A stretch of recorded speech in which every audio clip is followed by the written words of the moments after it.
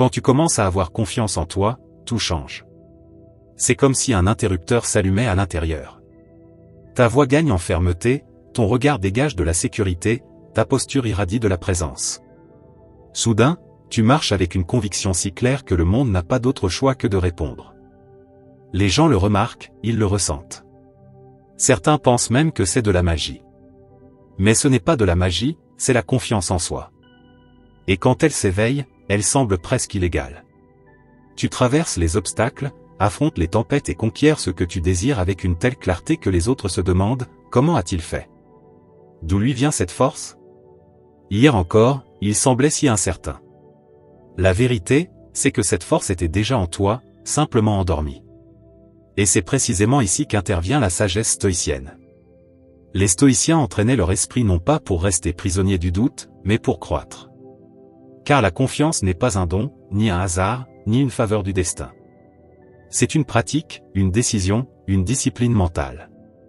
Et c'est ce que tu vas apprendre ici, des stratégies stoïciennes, des réflexions profondes et des exercices concrets pour détruire ton insécurité, reconstruire ta confiance et te sentir dangereusement sûr de toi. Tellement sûr que tu te prouveras à toi-même que tu es digne de la vie que tu rêves et capable de la conquérir. 1. Comprends la racine de tes problèmes. Le manque de confiance ne naît presque jamais de rien. Il commence souvent par une critique qui résonne trop fort, une erreur que tu n'as pas su oublier ou une comparaison injuste restée gravée dans ton esprit. Peu à peu, ces fragments forment un mur invisible, et tu finis par croire que tu n'es pas capable. Quand cela arrive, ton esprit commence à déformer l'avenir. Tu regardes devant toi et tu ne vois rien de nouveau. Tu ne perçois plus les possibilités ni les chemins à explorer. Tout semble déjà décidé, tu vas répéter les mêmes erreurs, revivre les mêmes défaites, porter la même sensation d'impuissance. C'est là le plus grand poison du manque de confiance, il ne se contente pas de voler ta force dans le présent, il t'empêche aussi d'imaginer un futur différent. Mais la racine du problème ne réside pas dans ce qui s'est passé, elle est dans ce sur quoi tu portes ton attention. Plus tu te focalises sur ce que tu ne peux pas contrôler, le regard des autres, leurs opinions, leurs jugements, plus tu t'éloignes de ta propre puissance. Les stoïciens le savaient déjà, Épictète disait, ce ne sont pas les choses qui nous troublent, mais l'opinion que nous avons d'elles. Ce qui t'affaiblit, ce n'est pas l'échec lui-même, mais l'histoire que tu te racontes à son sujet. Et c'est là toute la clé, même si personne ne t'accorde la confiance, tu peux la créer. Elle ne dépend pas des applaudissements ni de l'approbation, mais d'actions sous ton contrôle. Commence simplement, étudie plus que les autres, entraîne-toi plus que ce qu'on attend de toi, consacre plus de temps à quelque chose qui te renforce. De petites décisions, répétées avec constance, deviennent ta première victoire réelle. Et cette victoire change tout, car la confiance ne naît pas d'un miracle, mais de preuves concrètes que tu te donnes à toi-même. Un seul résultat, aussi petit soit-il, peut déclencher un puissant élan. Cet élan crée du mouvement, de l'énergie, une nouvelle histoire. Et si tu entretiens ce cycle, victoire après victoire, tu deviens inébranlable. Souviens-toi, tu n'as pas besoin de 100 conquêtes pour commencer. Une seule suffit pour allumer la flamme de la confiance. Le secret, c'est de protéger ce feu, de l'alimenter chaque jour. Car c'est de lui que naît la force capable de transformer ta vie. 2. Cesse de te détruire avec tes propres jugements. La confiance en soi repose sur 2 piliers fondamentaux, se sentir compétent et se sentir méritant. Tu crois en toi lorsque tu peux affirmer « je sais faire cela ». Et aussi lorsque tu ressens « j'ai fourni assez d'efforts pour mériter ce résultat ». Mais ce qui détruit ces piliers, ce ne sont pas les erreurs, c'est l'interprétation que tu leur donnes. Imagine, tu salues quelqu'un dans la rue, il ne te répond pas. En quelques secondes, ton esprit s'emballe, qu'est-ce qui ne va pas chez moi? Est-ce que je n'ai pas de valeur? Le problème ne vient pas de la scène, mais de l'histoire que tu t'es racontée à son sujet. C'est la même chose dans des situations plus importantes, une présentation, un entretien, une discussion. Tu te bloques, oublies un détail, tu sens que cela s'est mal passé. Au lieu d'analyser calmement, je n'étais pas assez préparé, ou ce sujet ne me passionne pas, tu conclus, je ne suis pas capable, je ne vaux rien.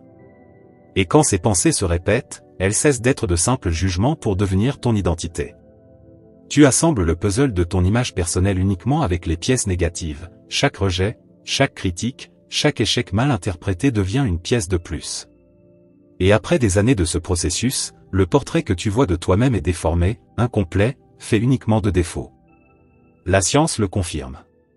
Le professeur Jérôme Kagan, de Harvard, a montré que tous les enfants naissent naturellement ouverts et extravertis.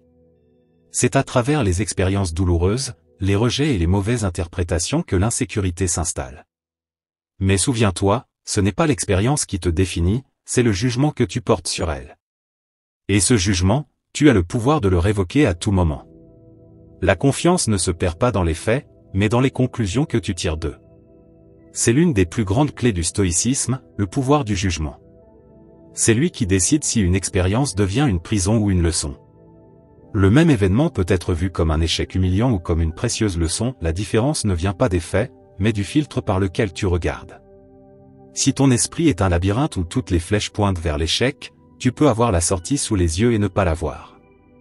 Quand tu dis « je ne suis pas fait pour ça », ton jugement t'enferme.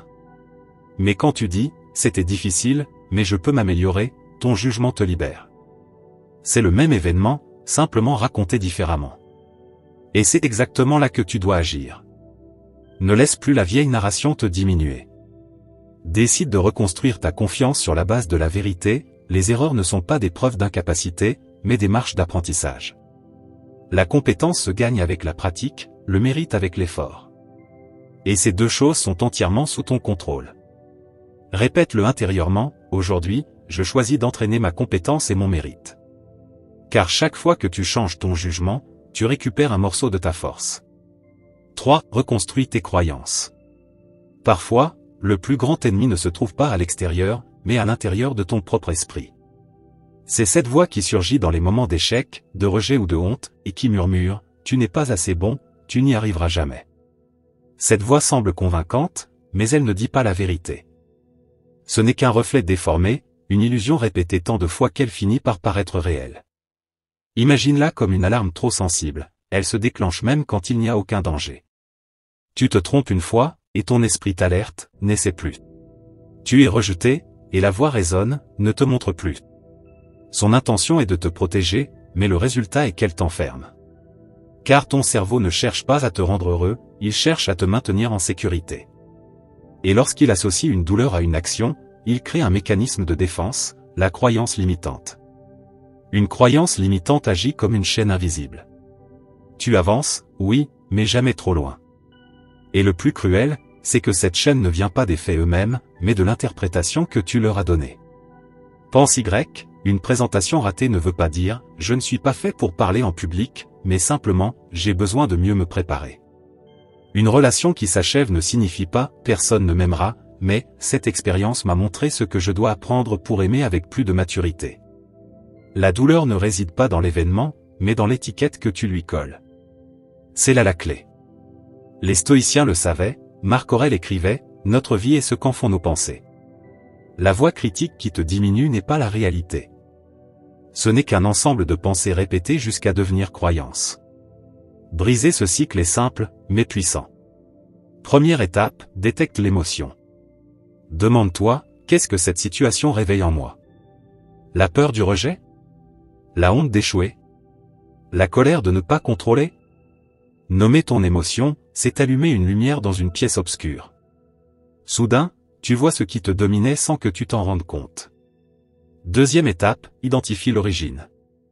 Quand as-tu ressenti cela pour la première fois? Peut-être dans ton enfance, quand quelqu'un s'est moqué de toi. Peut-être après un échec qui t'a profondément marqué.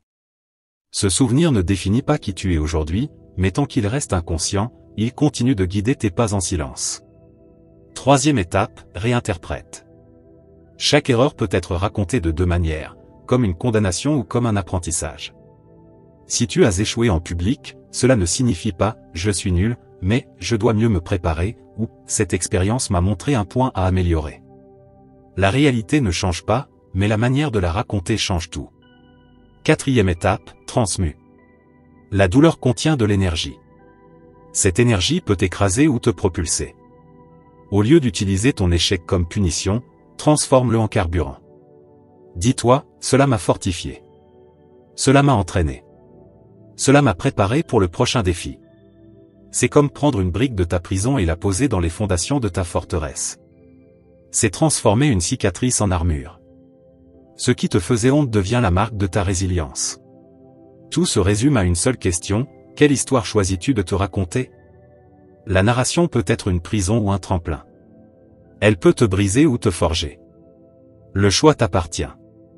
Clé 4. Détache-toi du résultat et fais confiance au processus.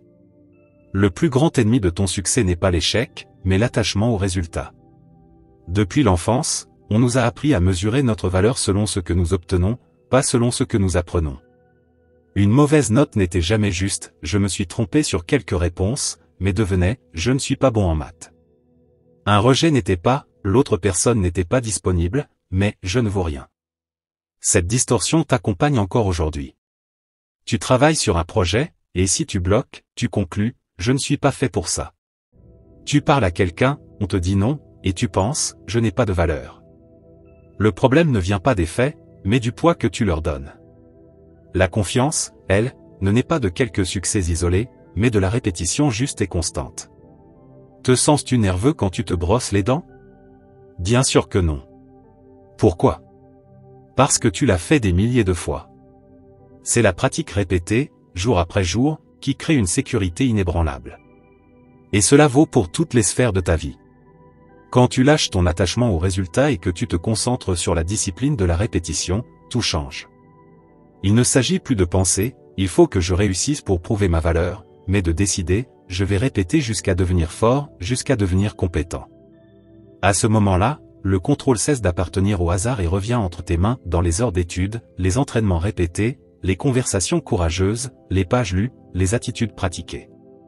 Et c'est là que se trouve la véritable liberté, agir pour le plaisir d'agir, servir pour le plaisir de servir, créer pour la joie de créer, sans attendre d'applaudissements, de notes ni d'approbation. Comme le dit le Bhagavad Gita, tu as droit à ton action, mais jamais à ses fruits. La véritable confiance naît lorsque tu trouves la paix dans le processus, et non dans la récompense. Réfléchis à cela, si ton succès ne se mesure plus aux applaudissements, mais au nombre de pas que tu fais vers ce qui compte, tu ne seras plus jamais esclave du résultat. Tu seras libre de grandir, d'agir, et de devenir celui que tu veux être. Écris-le dans ton esprit ou dans les commentaires. Je fais confiance au processus, pas au résultat. Car chaque fois que tu lâches ton attachement aux fruits, tu gagnes la force d'avancer avec clarté et liberté. 5. Change la manière dont tu te vois. La façon dont tu te perçois détermine jusqu'où tu peux aller. C'est ton autoconcept, l'idée que tu as de toi-même, façonnée par tes valeurs, tes décisions et le dialogue intérieur que tu entretiens chaque jour. Mais voici le danger, si tu ne définis pas clairement qui tu veux être, le monde le fera à ta place. Et bien souvent, il te donnera une image limitée, façonnée par la peur, le jugement ou la comparaison.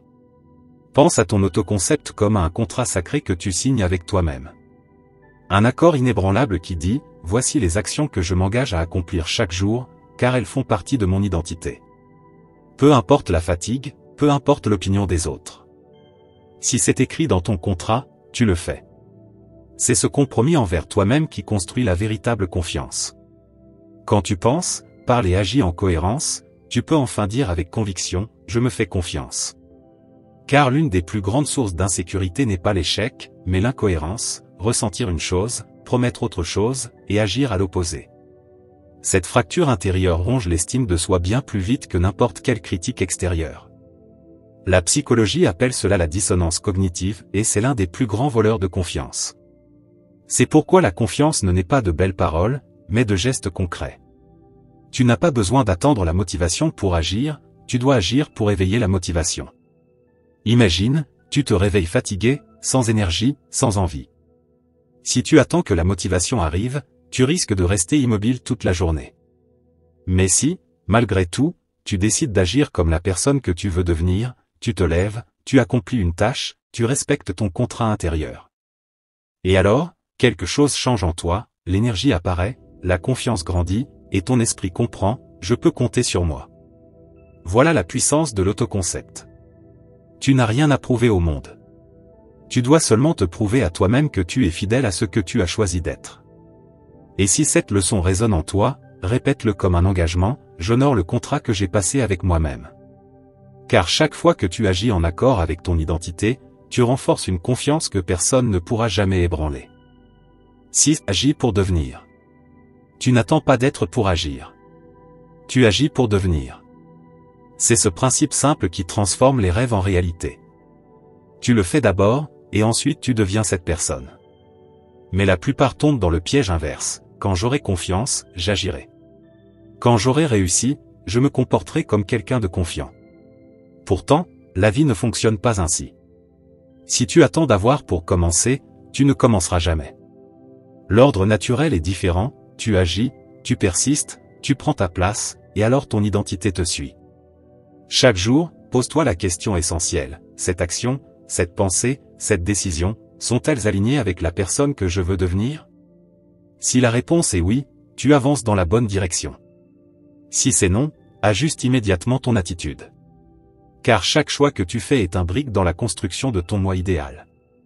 Même la Bible exprime ce principe avec clarté, à celui qui a, on donnera, et il sera dans l'abondance, mais à celui qui n'a pas, on ôtera même ce qu'il a. Ce verset ne parle pas seulement de biens matériels, mais d'une loi universelle du mouvement et de l'inertie. Celui qui agit trouve plus de force pour agir. Celui qui cultive la discipline découvre plus d'opportunités pour croître. Celui qui se met en mouvement attire plus de mouvement.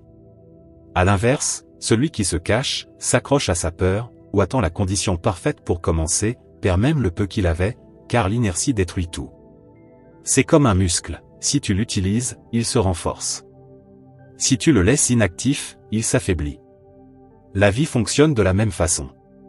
Ce que tu fais, même petit, si tu le répètes, se multiplie. Ce que tu abandonnes, disparaît. Voilà le secret, n'attends pas la confiance pour agir, agis pour gagner la confiance. N'attends pas la motivation pour commencer, commence pour éveiller la motivation. L'action est la semence, et chaque fois que tu sèmes, la vie répond. Pour les stoïciens, personne ne n'est prêt. Ce qui donne la direction, c'est la clarté de qui tu veux devenir. Il ne s'agit pas d'imaginer un idéal parfait, mais de définir un standard de caractère, courage, discipline, intégrité, qui agit comme une boussole et guide chacune de tes décisions. C'est pourquoi l'identité ne précède pas l'action, elle en est. Tu agis comme la personne que tu veux être, et pas à pas, tu deviens cette personne. Car au final, ce n'est pas l'attente qui transforme, c'est la pratique. Le futur que tu désires ne commence pas demain, il commence dans la manière dont tu agis aujourd'hui.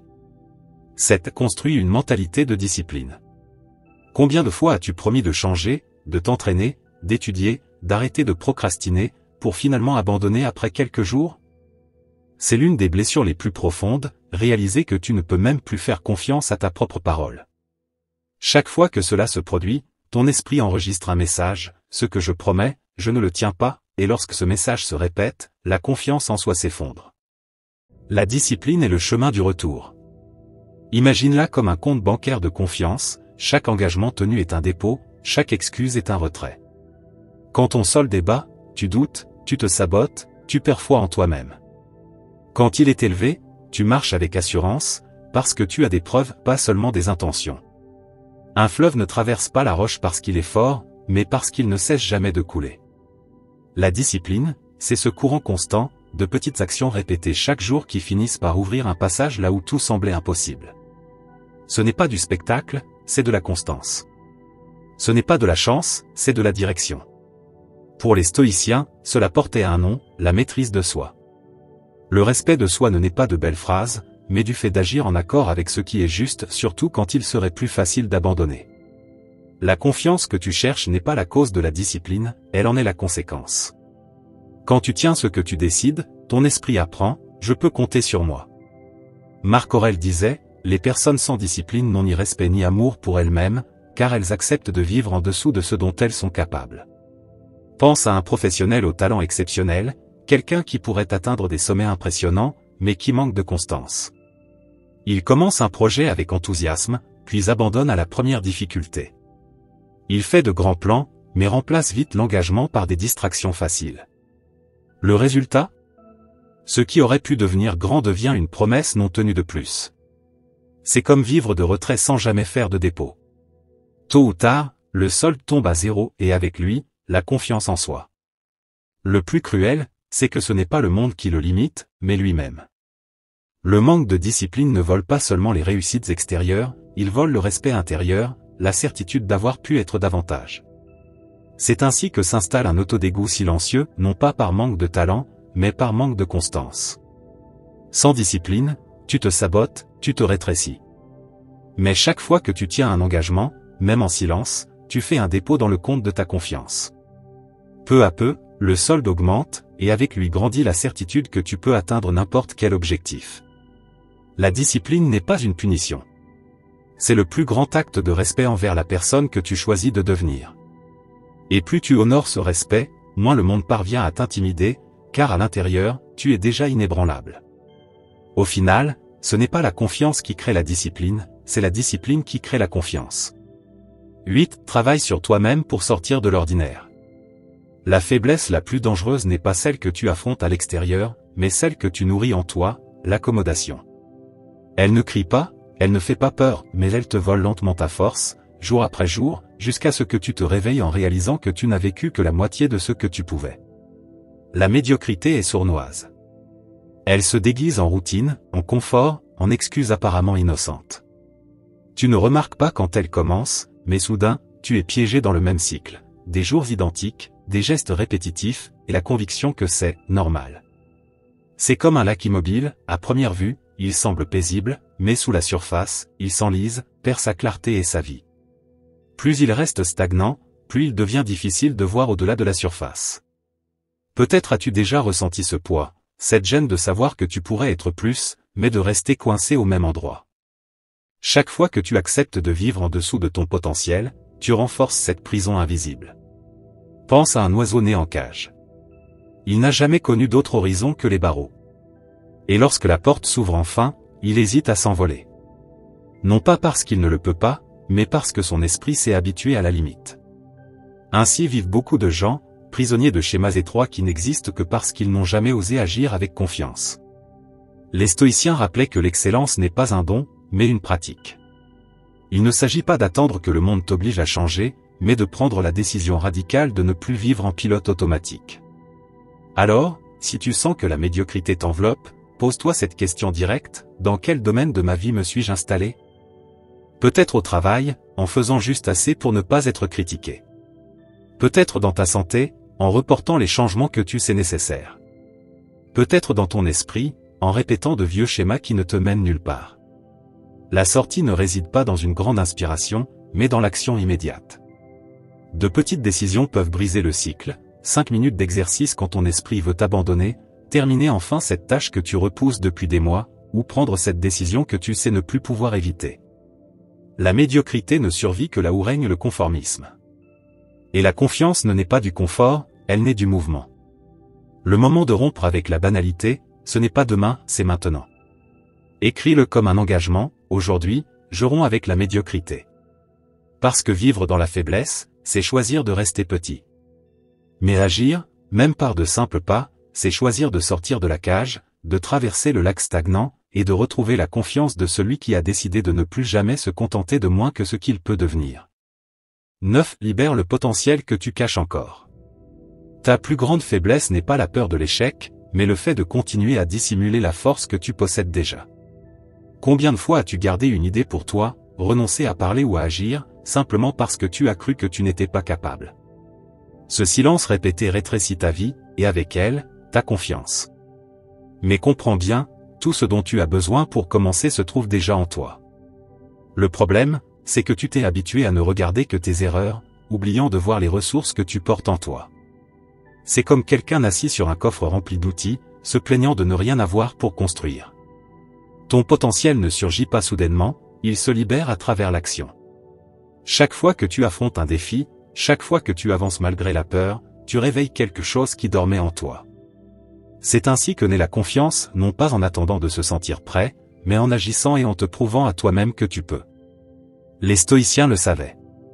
Ils ne se définissaient pas par leur titre ou leur rôle, mais par le courage de rester fidèles à leur vertu face à l'adversité. Leur confiance n'était pas un don, mais le fruit d'un entraînement. Il en va de même pour toi. Ce n'est pas le destin qui décide de qui tu es, mais les décisions que tu choisis de maintenir chaque jour. Pense à cela, si jusqu'à présent tu as vécu en cachant le meilleur de toi, que pourrait-il se passer si tu commençais à laisser cette force s'exprimer? Imagine la vie que tu pourrais bâtir en cessant de demander la permission, et en commençant à agir avec autorité sur toi-même. Peu importe le temps que tu as passé à douter, une seule décision ferme peut suffire à changer le cours de ta vie. Ce qui paraissait une faiblesse peut devenir ta plus grande puissance. Ce qui semblait une limite peut se transformer en point de départ. La véritable confiance en soi ne réside pas dans l'attente que le monde croit en toi, mais dans le fait de devenir la preuve vivante de ta propre force. Écris dans les commentaires, aujourd'hui, je libère mon véritable potentiel. Car au fond, la plus grande prison est de vivre petit, et la plus grande liberté est d'agir comme celui qui sait qu'il est déjà né grand. Merci d'être allé jusqu'au bout. Si cette vidéo t'a permis de voir les choses sous un autre angle, je t'invite à t'abonner à la chaîne. Continuons ensemble à réfléchir, grandir et construire notre force intérieure. À bientôt dans la prochaine vidéo.